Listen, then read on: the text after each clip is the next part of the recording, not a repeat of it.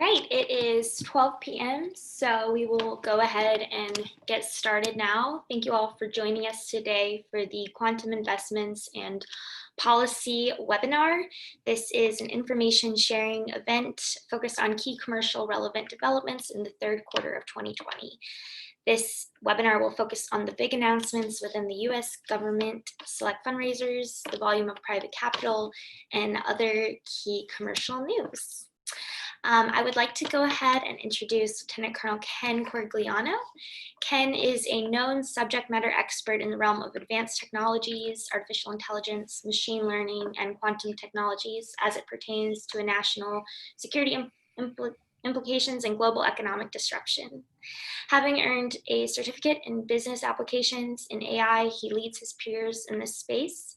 He is a multi-world champion across 2 sports and routinely travels across the globe to participate in the most grueling events concocted. He is also a soon-to-be author of a groundbreaking book on the human nervous system, tapping into our internal intuition and reaching our fullest potential. So with that, I will go ahead and hand it over to Ken for the opening remarks. Hi, just do a quick audio check. Everyone, Tristan, Kirsten, you can still hear me? Yes, we can hear you great.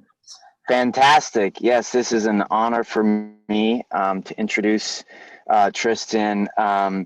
Very smart guy. I am so excited to hear what he has to say, the global survey here.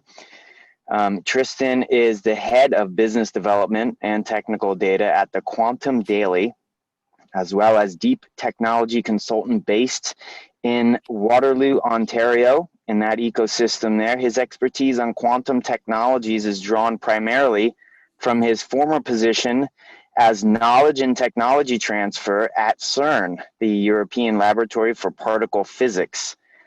This is where he led research collaborations and strategic partnerships on quantum hardware components. This is millikelvin cooling, high temperature superconductors, CMOS development. As a consultant, Tristan is overseeing market mapping projects as well as consortium initiatives in next generation computing advances for biotechnology, chemistry, aerospace, and defense. It is an honor and a privilege to introduce him. And Tristan, the audience is yours. Thank you very much, Ken. It's a pleasure to be here. Thank you, everyone, and welcome for this webinar where I will present the state of the quantum market in Q3 2020. So to introduce a bit this presentation, this year of 2020 has been marked by one of the worst worldwide health crises of modern times, with an economic lockdown, a financial nosedive of the market, protests, riots.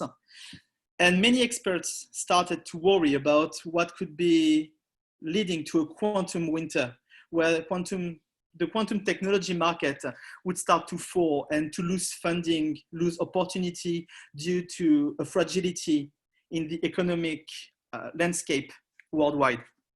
However, this third quarter comes to a close with signs of continued investment in quantum technologies. A symbol of this investment energy is this $79 million Series C led by Rigetti Computing, one of the main players in superconducting quantum technologies. Also, the US White House Office of Science and Technology announced a 30% increase in funding for technologies, with the bulk of that increase earmarked for quantum. Europe also dove in with several funding initiatives announced during the quarter that I will detail in following slides. Next one. So first, the content that I will present to you will be divided between the big news in the market, a deep dive on the quantum capital markets, a look at our survey on quantum technologies, and a short presentation of what the Quantum Daily is. So first, the big news. To start with the big news, we can say that the US finally goes all in the race for quantum technologies.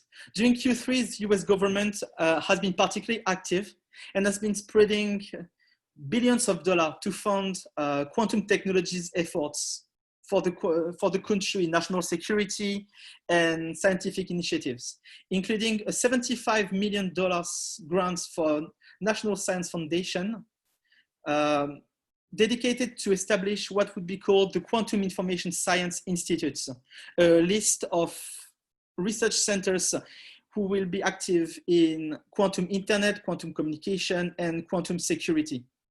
The White House announced that funding for quantum and AI projects will increase about 30% to amount to $2.2 billion.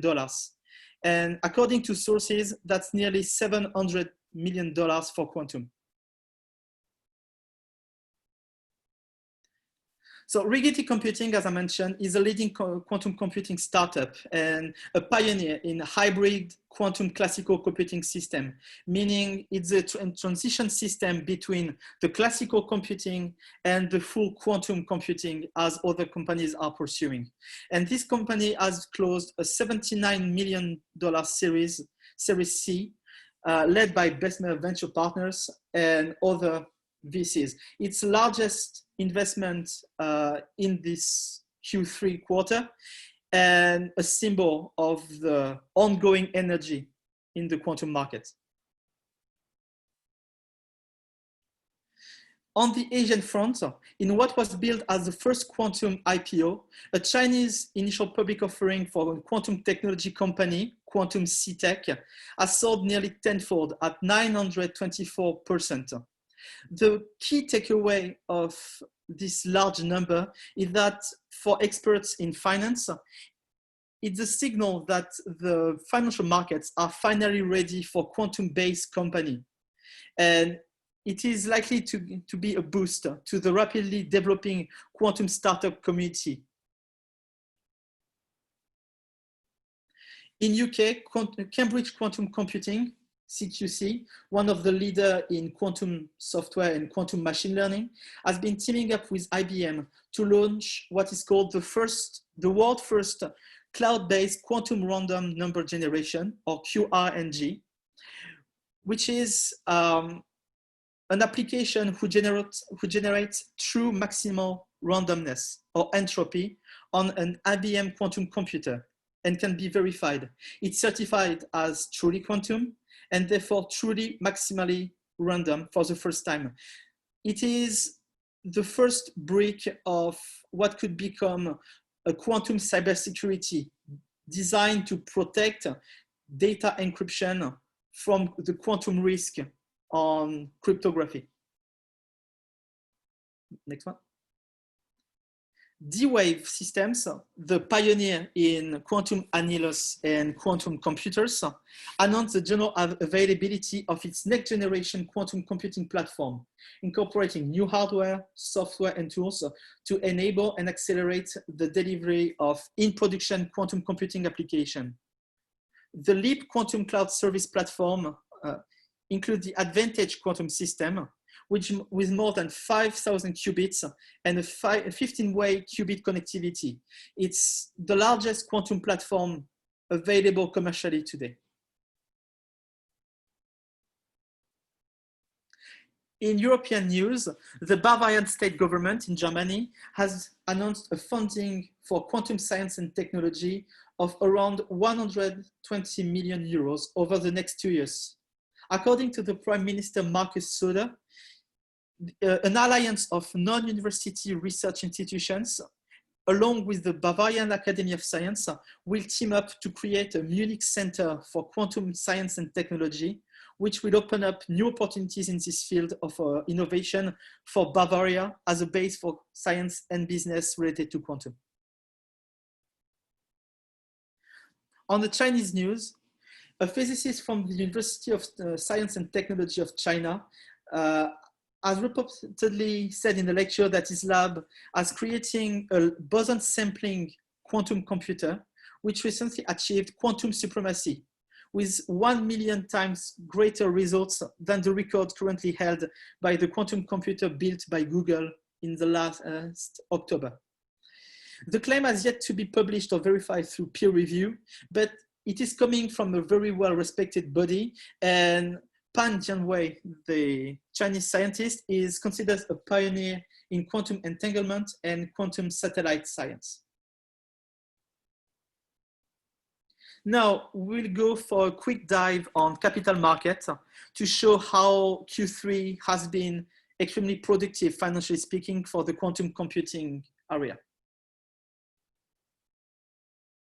So first, on Q3 2020, we have seen a $109 million of funding of new private capital flowing into quantum technology companies, and 22 investors involved in this quantum technology transaction field in Q3. So a quick look at the fundraisers in the quarter. As we can see, 6 fundraisers have been performed this quarter, more or less, with 2 of them, Rigetti and CQC, amounting for more than $20 million funding. It shows that quantum this Q3 has been going up in terms of quantum investments, showing ongoing energy and banishing the concerns about risk posed by the economic crisis of COVID on the quantum market. The market is going well and the investments are growing. Next one. Now, a quick look at our survey.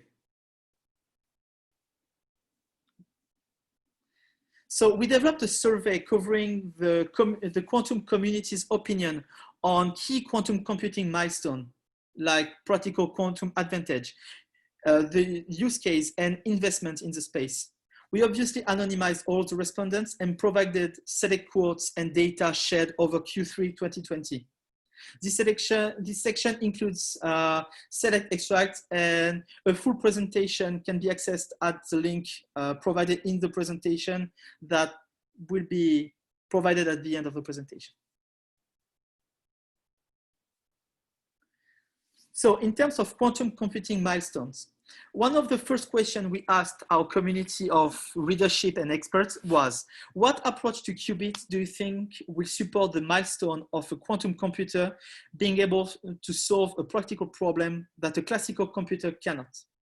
Which is very interesting because the results are showing that beside the predictable results on superconducting and trapped ions, which are the main technologies today for quantum computing, a surprisingly large number of respondents have identified topological qubits, which are, as of today, barely more than a theoretical model, as one of the main possibilities for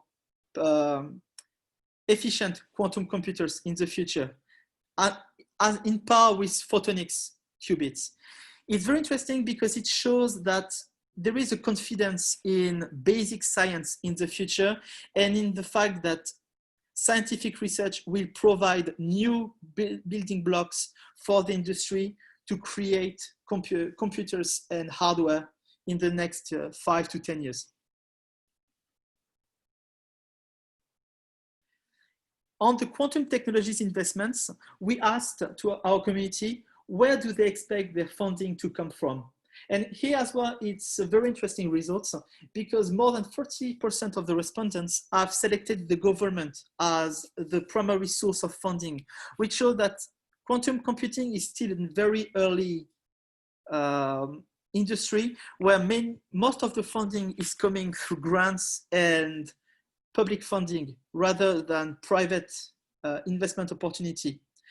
Moreover, it shows that many members of the quantum community are concerned about the capability of the traditional VC players to act as investors for this field, with less than 5% of the respondents identifying traditional VCs as the main source of funding for their company. And finally, on the quantum technologies ethics, we asked our community what example use case represent ethical or practical threats to society. And the large majority of the respondents have been identifying the potential impact of quantum computing on traditional method of encryption. What is the impact of quantum computing on the privacy of data, on cybersecurity, on the protection of critical systems? And the other concern identified by our community was the risk around unequal distribution of computational power and intellectual property. Are typical big players in the quantum area, like the US or China, are going to keep the main part of intellectual property for themselves, or is it going to be something shared among many countries in the world? That's actually a very interesting concern, because it could create either a multipolar world where quantum computing innovations are coming from different sources, or a bipolar world where strongholds in China, US, and potentially Europe are holding most of the patents and most of the innovation, rather than spreading it in an open source way. Finally, I would like to present you quickly what is the Quantum Daily. The Quantum Daily is the world's first digital information and data platform dedicated exclusively to quantum computing. We are a leading provider of content and information on the quantum computing industry, with a focus on commercial application of the technology. We realize news, analysis, exclusive interviews, long-form reviews, and we provide data on the quantum market. Concerning the data, the Quantum Daily is today developing the world's largest and most comprehensive database on companies, investors, and research organizations in the quantum technology fields. It has many advantages. For advertisers, you can appear on our industry-leading datasets being used daily by a large community of users. For companies, it can help you mark your market and competitors. And finally, for investors, it can offer you a complete industry map with key insights and subsectors, providing the various quantum computing stakeholders, their technological developments, all the way to capital market players and the investments they are making. So to conclude this presentation, you can follow the Quantum Daily on a large number of channels, including Facebook, Twitter, LinkedIn, Instagram, and Slack. And you can ask and get in touch with us at hello@thequantumdaily.com. Thank you very much. All right, Tristan, thank you so much for that. And I really appreciate you providing us ample time for a question and answer to pick your brain. I really like the way that you framed your presentation and the key points that you hit on. And we'll start the question and answer round here. And I'll tee it off with one really good question that I've seen pop up in multiple working groups and conferences that I've been at, and I'm very interested to know your opinion on this. So when you began the presentation with the quantum winter, you also discussed Dr. Zhang, I believe that's how you pronounce the name, announcing on September 5th that he at the University of Science and Technology in China built a new quantum computer more than 1 million times faster than Google's. That was announced, I don't know, 10 months, about a year ago, I think. There's a lot of discussion from academics and analysts that warn of hyperbole and outright deception in the fields of quantum information sciences.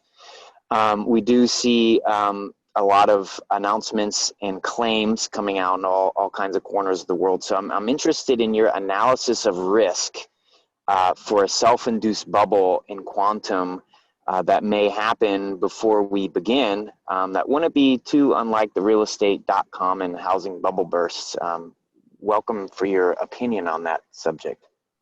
So the risk of a bubble is actually more likely to happen in Western developments than Asian and especially Chinese developments, for a very particular reason.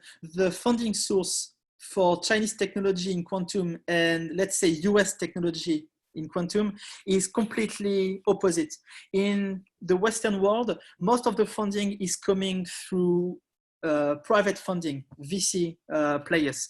So in a way, it's tying closely scientific developments with a marketing need, which can lead to hyperbolistic comments, let's say Google quantum supremacy, for example, where they claimed that the quantum computer was now the most powerful computer on Earth.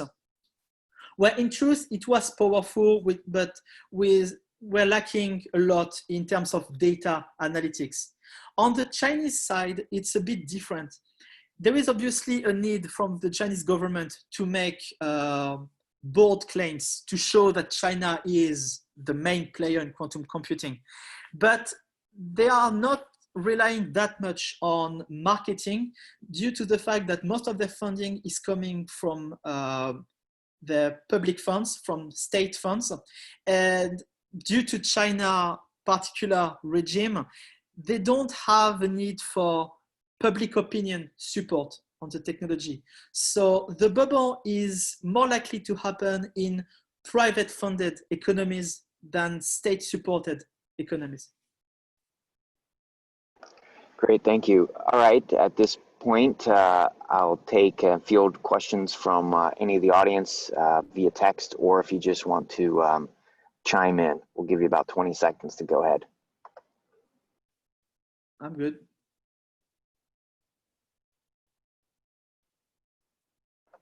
Any questions out there in the audience? Go for it.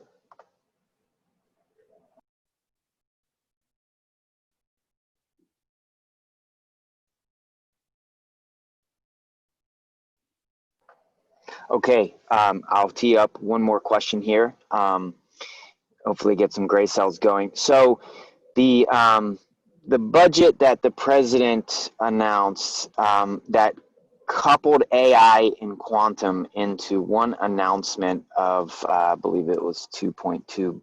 Yes. So 2.2 billion, and you said likely 700 of that will go to QIS. What's your opinion? I see this a lot, folks, especially in leadership positions, coupling AI and quantum, and then it seems quantum gets a significant less of the financial dedication that AI would. What's your opinion on, is that enough? First off, that's 700 million, and Bavaria and Germany is going 120 million for the entire country to dedicate 700 million. Is that enough? And what's your opinion of having AI and quantum? Should they be decoupled, or do you see a future that will merge? Okay, that's a very interesting question. I will answer block by block. So first, I would say that clearly $700 million for the whole quantum technology development is not nearly enough. We can see that even with billion of funding, the industry is still moving slowly in terms of developments due to all the needs in new hardware and basic science. Now, the reason why AI gets the largest part of the cake and not quantum is, in my opinion, most of the public institutions and governments are still digesting the AI revolution, the impact AI will have on their economy in manufacturing, defense, energy, or consumer applications. And they are not quite ready to already jump in another revolution, potentially an even bigger and deeper revolution, which is quantum.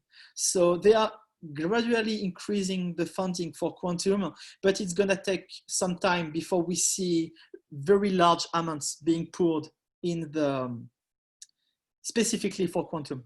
And as the combination of quantum and AI in one research topic, I would say it's mainly coming from bold announcement that on quantum infrastructure, AI developments would likely be improved, enhanced, and would lead to potentially artificial general intelligence, which is human level artificial intelligence.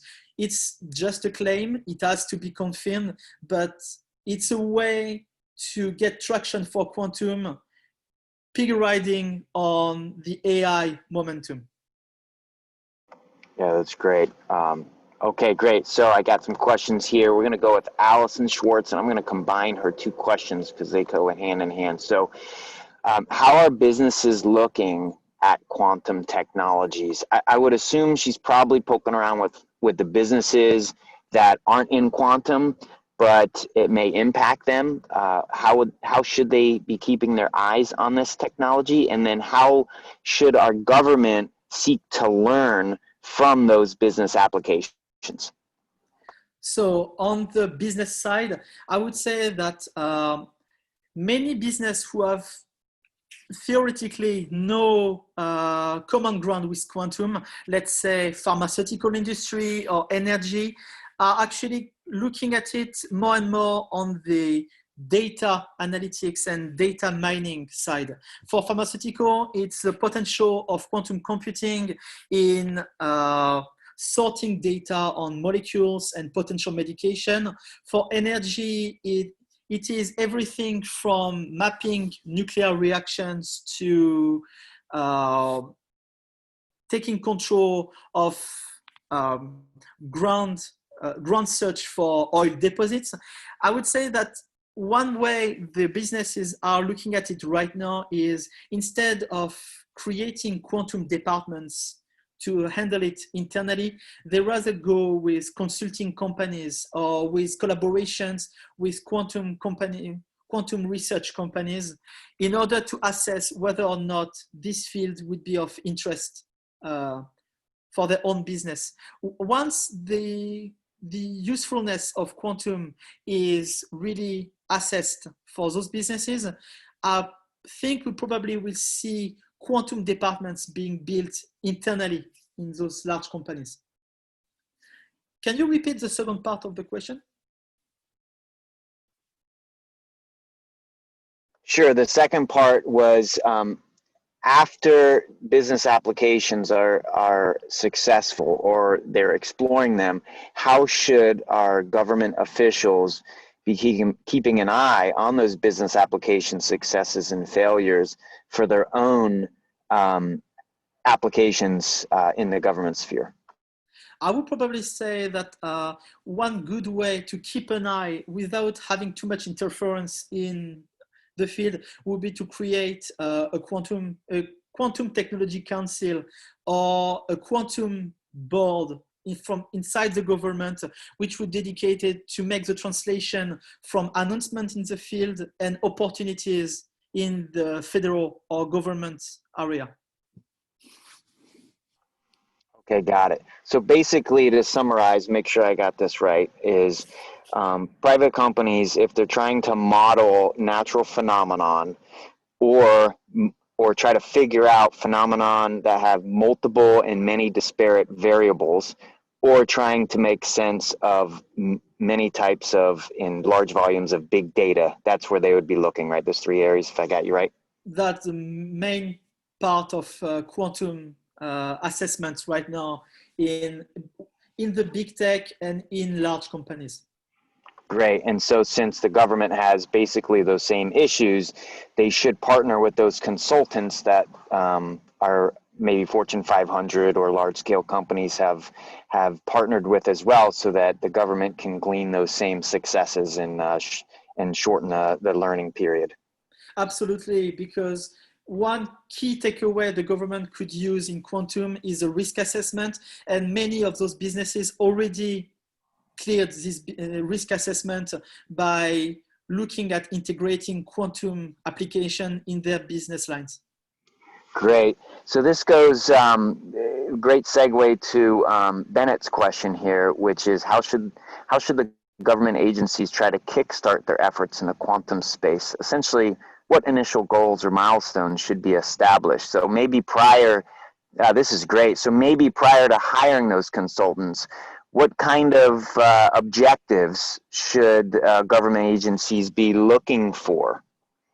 I think the main objective they are actually looking for now is first to understand what are the main impacts quantum could have on the on the functioning of those agencies. For example, let's say the Defense Logistic Agency might actually be looking at quantum opportunities in encryption, cybersecurity, automated manufacturing, or transportation optimization, because it's the core of their work. So prior to hire consultants to work on those projects, they will have to go on a complete assessment on where do they think quantum could have an impact. That's the main part, because a consultant will likely come and say, on this particular area, quantum will have an impact like this, this, and this. But the consultant cannot know what's the internal discussion in the agency. So the main part first at the agency will be to self-decide where they think quantum will have the largest impact. That's great.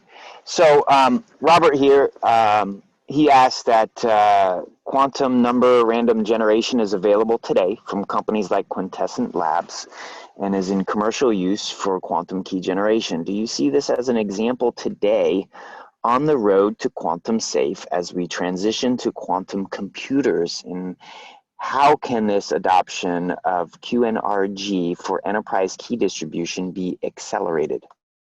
So yes, I clearly see that as a step towards quantum safe, because as I mentioned in the survey we conducted, the biggest concern over quantum computing in the next 5 to 10 years is the impact of quantum on encryption, on data privacy, on transparency. And by developing a quantum cybersecurity, which with a building brick, let's say, which is QRNG, we actually already start countering the concern over data encryption by creating a counterforce. And a good way to accelerate the adoption by businesses would actually be to see these random generation numbers being applied to government initiatives to create quantum safe, quantum encryption for government projects, for maybe DOE or DOD applications, because those departments would serve as a testing ground for those applications. And this application would be validated, vetted before going to the businesses, who could just then apply them without having to dedicate large resources for testing. Great, yes, great insights on that. I have heard that in multiple places. All right, we'll head over to Yolanda. She says that this is in regards to my first question. I would suspect that more investment in AI over quantum is twofold.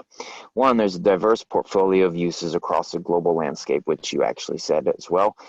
Two, costs. Quantum appears to be ideal for national security. While AI can support various societal uses across all industries, should you agree with this assessment? And maybe what she might be poking around is, what are the implications associated with that assessment? I actually totally validate this assessment, and I would go even beyond. I would say that I hear a lot around me, a lot of questions about whether quantum computing will replace classical computing. Is quantum going to replace AI in the traditional way? And the answer is no. We will always see a dual use of, dual use is badly used as a term right now, but let's say quantum computing and quantum technologies will be used for applications who need deeper insight and a more profound analysis of data and factors, where most of the societal challenges were requiring less analysis on the data, we continue to use classical computing. The AI can indeed support various societal use, let's say administration, classification of documents, for example, will always be classical. There is no point of using quantum for those applications. But when it comes for cyber threat, earthquake, as Yolanda mentioned, or genetic mapping for molecular interaction in pharmaceutical, that requires a much deeper analysis where quantum could take an advantage. But we need to stay away from the mistake of thinking we need to use quantum for everything and replace every traditional computing by quantum. Got it. Okay, great. So we're going to do maybe one or two more questions here. We're going to take one again from Allison. She says, quantum optimization applications is available today from D-Wave. You recommended more public-private partnerships for near-term applications to tackle existing problems and how quantum applications can help while governments are still investing on the future of quantum. So basically, D-Wave has solutions today. Governments are investing in the future of quantum. Where is the gap of tackling existing problems? So, if I understand the question correctly, is it interesting to have more public-private interaction between governments and companies in order to tackle existing problems, right? That would be the takeaway of the question? Yes. So yes, I would say definitely governments need to use the knowledge of private companies when they are deciding on the future of quantum and the implications of quantum technologies for national security and for federal applications. Companies like D-Wave, Google, or IBM have been working on quantum applications for decades now. We have started to really hear publicly about it a decade ago, but IBM, for example, have been working on quantum applications for at least 40 years. It's a tremendous amount of knowledge and experience that could totally benefit a government looking to develop quantum initiatives or to transform its society using quantum technologies, and not using the private company's knowledge would actually means duplicating efforts for no reason.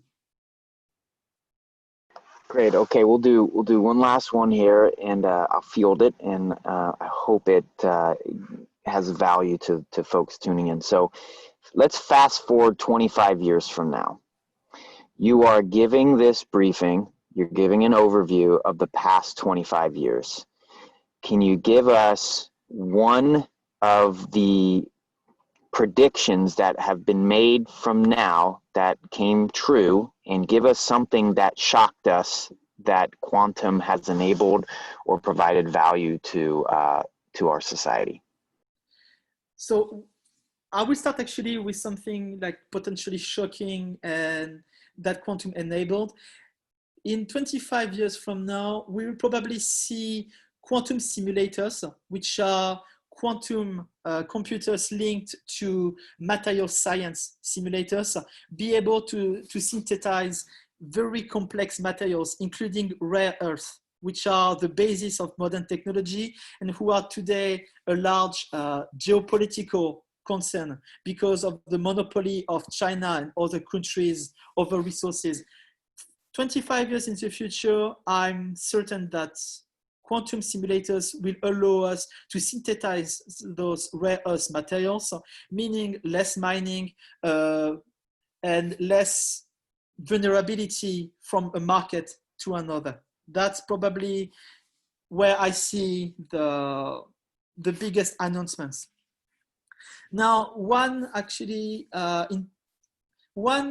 potential prediction who will come true in 25 years might actually be the development of a near human level AI using a quantum platform as a computing hardware.